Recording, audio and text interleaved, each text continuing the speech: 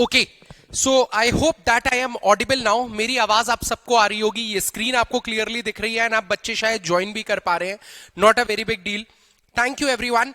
तो चलिए स्टार्ट करते हैं आज का लेक्चर। आज क्या करने वाले हैं हम, जैसे कि एक एक्साइटिंग अमन सर की क्लास आपने ज्योग्राफी की देखी क्रैश कोर्स बैच में, जिन्होंने जो फुल कोर्स के बैच है इसके बाद उनकी क्लास होगी अमन सर की। बट ये पॉलिटी की क्लास दोनों में साथ में चल रही है। क्यों? क्योंकि जो भी टॉपिक हम यहाँ पे कराएंगे, फंडामेंटल राइट हो गया या फिर आपका कोई पर्टिकुलर टॉपिक हो गया, फंडामेंटल ड्यूटी हो गया, तो जो प्रीलिम्स रिलेटेड टॉपिक है वो हम पहले डील करेंगे इन द डेप्थ।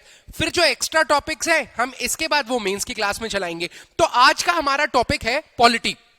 कल हमने इंडियन पॉलिटी को टू दी मतलब बोलते हैं ना इनसाइड आउट समझा था कि what is polity, what is political system. और आज कल हमने इंडियन पॉलिटी को समझा था और आज हम जेनेरिक पॉलिटी से स्टार्ट करेंगे और धीरे धीरे इंडियन सिस्टम में आएंगे। क्यों? क्योंकि आज का लेक्चर भी कंसेप्चुअल होने वाला है। आज का लेक्चर भी आपकी समझ पे बेस्ड होने वाला है। आपको आज समझना पड़ेगा कि क्या होती है अलग अलग फॉर्म्स ऑफ गवर्नमेंट। अगर रूलिंग की बात आती है, देखो जब कोई नहीं था, मतलब आप बोलते हैं ना कि जब बहुत पहले समय की बात है, आईवीसी या इंडस वैली सिविलाइजेशन चला गया था, तो लोग थे, लोगों ने अपना एक कल्चर बनाया, लोगों ने अपनी एक ग्रुपिंग बनाई, लोगों ने एक गांव को अपने हिसाब से चलाना चालू किया। लेकिन उस गांव को चलाने के लिए कुछ नियम कायदे कानून होने जरूरी थे, तो उन्होंने वहां पे वो लागू किए। हर गांव का अलग नियम कायदा कानून होता था और उसके हिसाब से सारे गांव इंडिविजुअल लेवल पे चलते थे। लेकिन इन गांव में अलग अलग बात क्या थी, आज की डेट में अलग अलग सिस्टम्स क्या है जो पूरे अलग अलग कंट्रीज अलग अलग। देखो हमारे यहां की गवर्नमेंट यूएस की गवर्नमेंट से अलग है। क्यों? क्या डिफरेंस है? हमारे यहां की गवर्नमेंट स्विट्जरलैंड की गवर्नमेंट से डिफरेंट है। क्यों? ऐसा क्या चलता है? या फिर हम एक जनरल सेंस में पॉलिटी को बात करेंगे कि पॉलिटी क्या होती है, उसके अंदर अलग अलग फॉर्म्स ऑफ गवर्नमेंट क्या है, इन फॉर्म्स ऑफ गवर्नमेंट में इंडिया ने कौन सा फॉर्म ऑफ गवर्नमेंट अपनाया है और हमने वो क्यों अपनाया है। क्योंकि जब तक आप ये नहीं समझोगे, देखो फंडामेंटल राइट्स हैं, फंडामेंटल राइट्स हमें पढ़ने हैं। आप सब जानते हो कि फंडामेंटल राइट्स बहुत ज्यादा जरूरी चीजें हैं। आवाज आ रही है ना सबको? मेरी आवाज आ रही है ना सबको? क्लियर है ना सबको? मुझे कमेंट सेक्शन में सबका जवाब चाहिए और एक्टिव रहेंगे हम कमेंट सेक्शन में। चलिए जल्दी आगे बढ़ते हैं। आवाज आ रही है कि नहीं? अरे हाथ नहीं चल रहे क्या तुम लोग के? यस नो लिख दो। चलो ग्रेट। तो देखो अब फंडामेंटल ड्यूटीज है या फंडामेंटल राइट्स है, तो हमारे लिए फंडामेंटल राइट्स क्यों इतने ज्यादा जरूरी है? नॉर्थ कोरिया में फंडामेंटल राइट्स को इतनी इज्जत क्यों नहीं मिलती है? ये सारी चीजें समझना पड़ेंगी कि हम सब देश चलने के या देश चलाने के मामले में हम एक दूसरे से कैसे अलग है। तो आज का लेक्चर पूरा कंसेप्चुअल है, पूरा कंसेप्चुअल है, ठीक है। और मैं चालू करूंगा टू द पॉइंट, कैसे हम इलेक्ट करते हैं लोग, क्या सिलेक्टेड होते हैं, सब कुछ समझ में आएगा। लेकिन इसमें से दो बड़े टॉपिक आपके कवर हो जाएंगे। पार्लियामेंट्री और प्रेसिडेंशियल फॉर्म ऑफ गवर्नमेंट क्या होता है, आधे घंटे हम ये डिस्कस करेंगे, और आधे घंटे हम डिस्कस करेंगे यूनिटरी और फेडरल स्ट्रक्चर क्या होता है। Is it clear to all of you?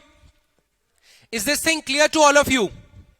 Is this thing clear to all of you? चलो स्टार्ट करते हैं, ठीक है। Parliamentary versus presidential form of government, ये पहला टॉपिक है पॉलिटी का। जिसने पॉलिटी का पिछला लेक्चर नहीं देखा है कोई दिक्कत नहीं है, आपको सब समझ में आएगा, ठीक है। लेकिन देख लेना पुराना लेक्चर भी। चलो आगे बढ़ते हैं और सबसे पहले हम समझते हैं पार्लियामेंट्री और प्रेसिडेंशियल फॉर्म ऑफ गवर्नमेंट। बहुत सिंपल सी बात है, बहुत सिंपल सी बात है। अगर मैं बात करता हूं कि कितने फॉर्म ऑफ गवर्नमेंट होते हैं, पार्लियामेंट या प्रेसिडेंशियल समझने के पहले आपको यह देखना पड़ेगा, ये एक गांव है, ये एक गांव है, ये एक गांव है, ठीक है। ये लोग अपने अपने लेवल पे, ये लोग अपने अपने लेवल पे, क्लियर दिख रहा है ना, ये लोग अपने अपने लेवल पे अपना गांव चलाते हैं। इस गांव में एक इंसान है जो रूल करता है, इस गांव में एक इंसान है जो रूल करता है, ठीक है। इस गांव में लोगों के पास एक रिलीजन है, लोगों के पास एक रिलीजन है, भले ही आप इस रिलीजन से हो या ना हो, यहां पे मेजॉरिटी के पास एक रिलीजन है। तो उस रिलीजन के नॉर्म्स या नियम कायदे कानून के हिसाब से ये वाला गांव चलता है। ये वाला गांव बोलता है कि जितने भी लोग हैं उनमें से, आप किसी भी रिलीजन के हो, किसी भी कास्ट के हो, जो मेजॉरिटी बोलेगी वो होगा। यानी ये मेजॉरिटी के बेसिस पे चलते हैं। ये 3 टाइप के गांव हैं। ये एक राजा के कहने पे चलता है, राजा बनाता है रूल। यहां पर बहुत सारे लोग रहते हैं, सपोज 100 लोग रहते हैं, लेकिन उनमें से 60 का रिलीजन जो है वो सेम है। तो ये 60 लोग बोलते हैं यार कि हमारे रिलीजन, हम मेजॉरिटी में, हमारे रिलीजन में जो कहा गया उसके हिसाब से हम चलेंगे। ठीक है भाई, तो यहां का एडमिनिस्ट्रेशन कैसे होगा? रिलीजन के बेसिस पे होगा। यहां पे बोला कोई दिक्कत नहीं है, हर इंसान अलग है, जिस भी चीज की डिमांड होगी उसमें हम हर इंसान से पूछेंगे। हर इंसान से पूछने के बाद जो मेजॉरिटी कहेगी वो हो जाएगा। तो ये तीसरी फॉर्म ऑफ गवर्नमेंट है। आप सबको ये वाली फॉर्म ऑफ गवर्नमेंट अच्छी लगती है, क्यों? क्योंकि यहां पे आजादी है, जो ज्यादा लोग बोलेंगे वो होगा।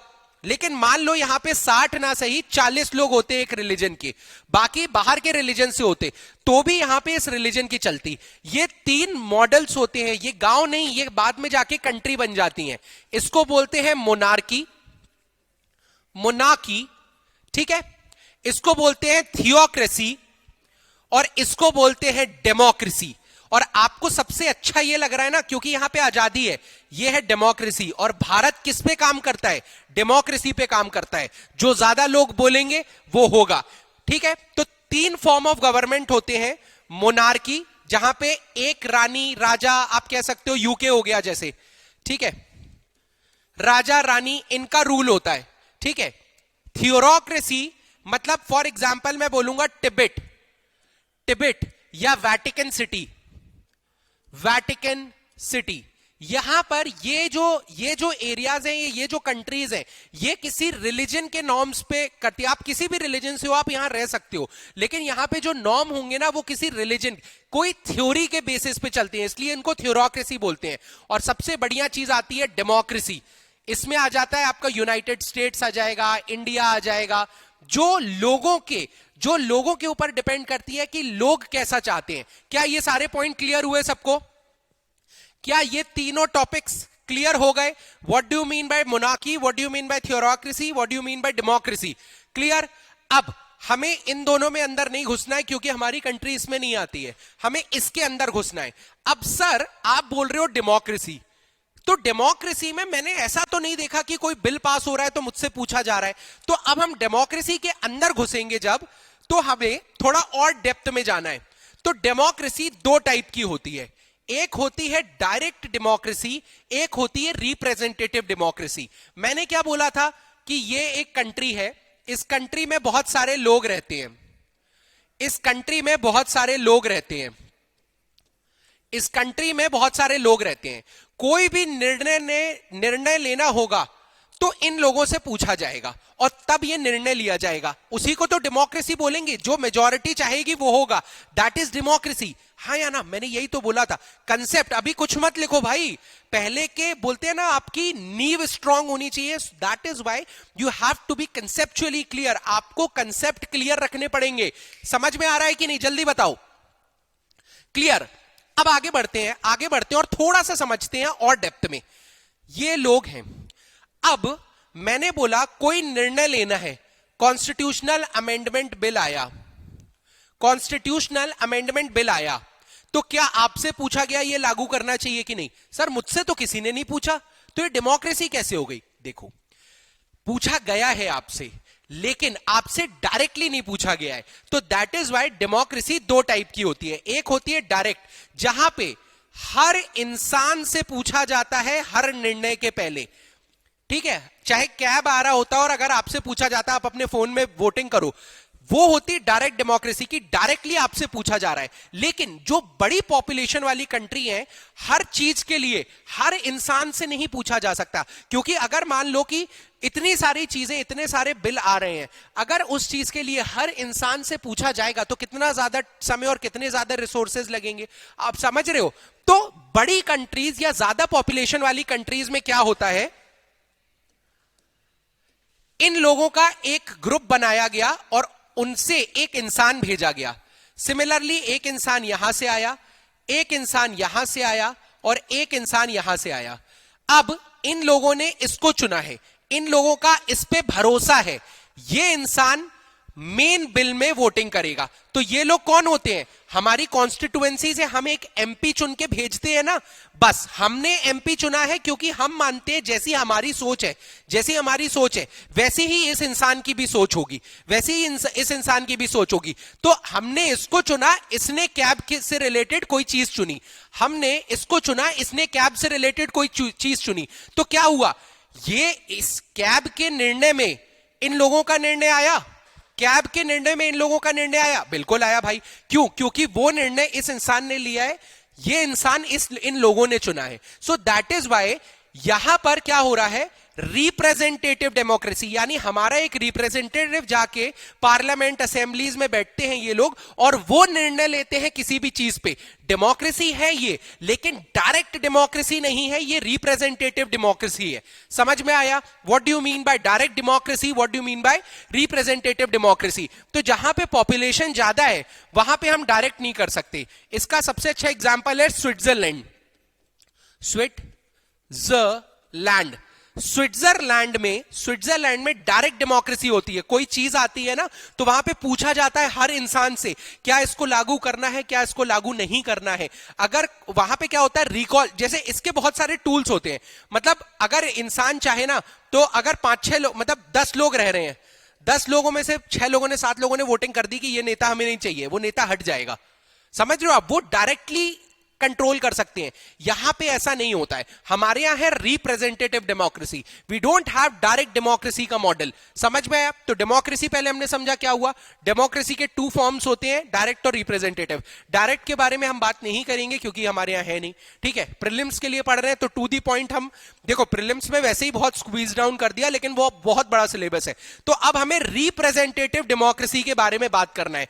रिप्रेजेंटेटिव डेमोक्रेसी में इकलौती चीज क्या आती है, ये लोग हैं, ये लोग किसी को चुनेंगे, ये लोग चुने हुए लोग जाके एक डिसीजन मेकिंग बॉडी बनाएंगे और वो निर्णय लेगी कोई भी बिल या कोई भी चीज जो भारत देश में होने वाली है। क्या यहां तक सबको क्लियर है?